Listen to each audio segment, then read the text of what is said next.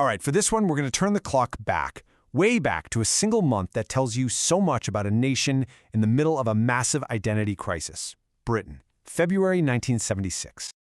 You know, it's a pretty wild question, right? Can just one short 29-day period really capture a country's entire personality, all its fears, all its hopes?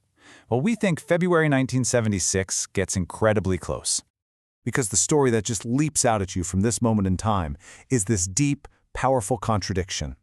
It was an era defined by a grim, often scary reality, right up against this almost desperate need for a bit of escapism. When you look at the photos and the old TV clips from this time, you see a Britain that's, well, it's instantly recognizable in some ways, but feels incredibly distant in others. The cars, the clothes, that mood on the street, it's like a world that's both familiar and completely foreign at the same time. So what you had was this feeling of a whole country just kind of holding its breath.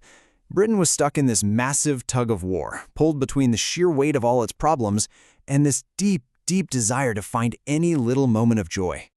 So let's start with that weight of reality, because we have to understand just how heavy it really was.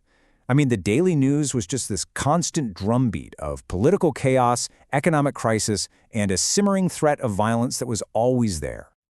On the political front, things were incredibly tense. Harold Wilson was in his final, though nobody knew it yet, weeks as prime minister. But honestly, the main story was the economy. It was getting absolutely hammered by crazy inflation and nonstop industrial strikes. The pound sterling? Yeah, it was in serious trouble.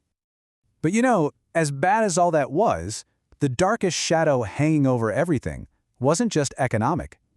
The conflict in Northern Ireland, the Troubles, was casting a very real and violent shadow over everyday life on the mainland, in England. And the real flashpoint, the event that just ignited everything this month, was the death of an IRA hunger striker named Frank Stagg.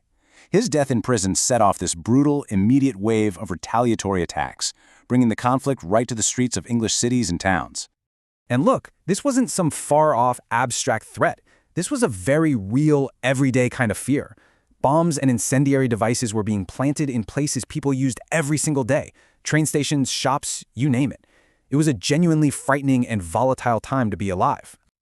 And yet, just as the nation is grappling with all of this darkness, a moment of pure, transcendent beauty just cuts right through the gloom from a totally unexpected place.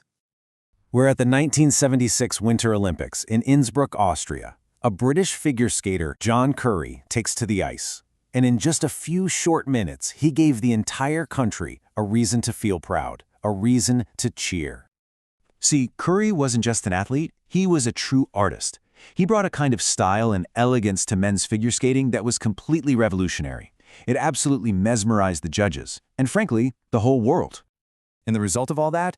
One single gold medal for Great Britain. But it was so much more than a sporting win. For just a brief moment, it was this unifying flash of light, a collective cheer that just cut right through all the noise of the crisis back home. And this crazy contrast, this split personality, it wasn't just happening in the news versus sports. You could see the exact same split playing out across the entire culture, especially in what people were listening to and what they were watching. So, what was the soundtrack to February 1976? Pure, polished, joyful distraction. People did not want songs about their problems. They wanted an escape. But then, you go and flick on the telly, and whoa, the mood just completely flips. On TV, audiences wanted the exact opposite. They wanted gritty, tough, realistic stories that actually reflected the world they saw right outside their own front doors. I mean, the contrast is just incredible. The #1 song in the charts was ABBA's Mamma Mia, absolute pop perfection. Meanwhile, the biggest thing on TV was The Sweeney, this super cynical, violent cop drama where the line between the good guys and the bad guys was always blurry. Pure escapism and harsh realism, side by side. So, okay, when you put all these different pieces together, the politics, the violence, the art, the pop culture, what you get is this amazing portrait of a nation that is just defined by its contradictions. It truly was a month of bombs and ballet. A time of really tough economic hardship existing right next to perfect pop music.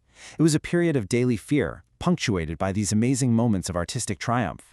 Gritty reality on one channel, polished escapism on another. So, what does this all mean?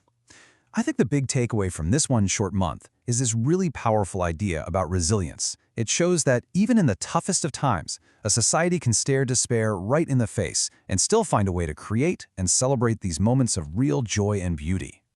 Which kind of leaves us with one last thing to think about. 50 years later, when we look back at a time like February 1976, what do we choose to remember the most? Is it the struggle, the bombs, the strikes, the fear? Or is it the song and the skater? It's a question that tells you as much about us today as it does about Britain back then.